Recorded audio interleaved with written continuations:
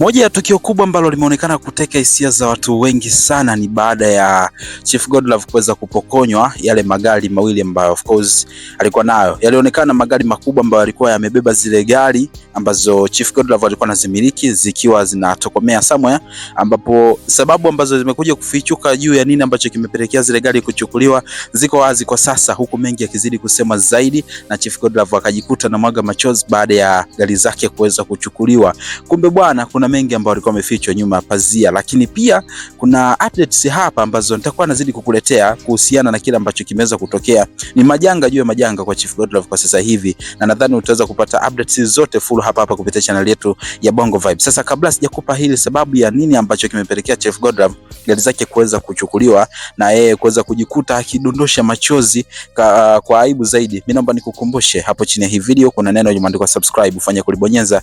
Baada ya hapo uta like video, kisha kwenye sehemu ya comment tutakuja kuniachia maoni yako kutokana na kile ambacho utakomeza kitazama hapa.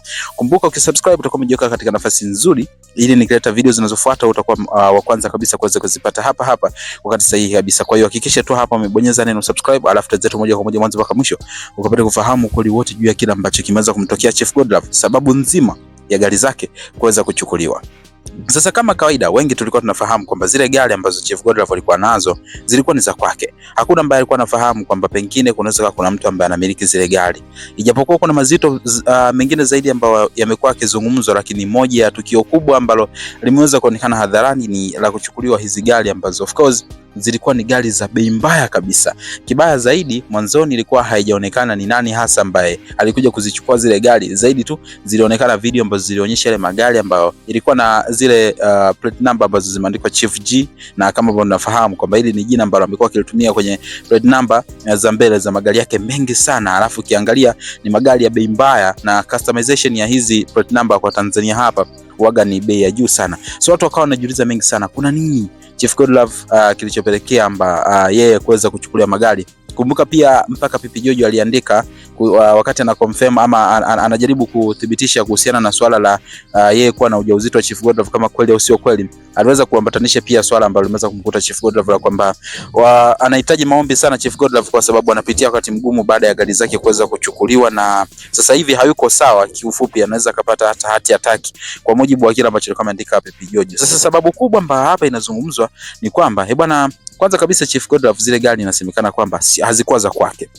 Gari inasemekana kwamba zilikuwa ni za bilionea Saidi Lugumi, ambaye huyu tunamfahamu ni moja ya watu fulani hivi ambao walishiki kuwa na ukaribu kipindi fulani na Chief Godlove. Alafu Chief Godlove akawa na maisha mazuri na vitu kama hivyo, na baada ya hapo sasa kilichokuja kutokea ni balaa tu ambalo limeweza kumtokea Chief Godlove. Kuna namna ambavyo ameweza kujichanganya, kitu ambacho kikamkasirisha Saidi Lugumi. Mwisho wa siku akaamua hizi ndinga zake aweze kuzichukua, na kwa taarifa zilizopo ni kwamba jamaa amepanga kuchukua kila kitu chake ambacho kipo kwa Chief Godlove, kwa sababu inasemekana kwamba vingi ambavyo amekuwa akivionyesha Chief Godlove mtandaoni sio vya kwake. Mara nyingi tumekuwa tukiona magari leo anaonyesha haya, kesho anaonyesha haya, kesho kuta anaonyesha yale, lakini kumbe inasemekana kwamba hayakuwa ya kwake. Mmoja wa watu ambao wameweza kutajwa kwenye list ya kwamba walimpa magari Chief Godlove ni bilionea Saidi Lugumi, ambaye alikuwa amempa Chief Godlove. So baada ya kushindwana ama kukosana kwenye kile ambacho hakijatajwa, ndipo ambapo huyu bilionea akaamua zake kuagiza magari yake yaweze kurudi nyumbani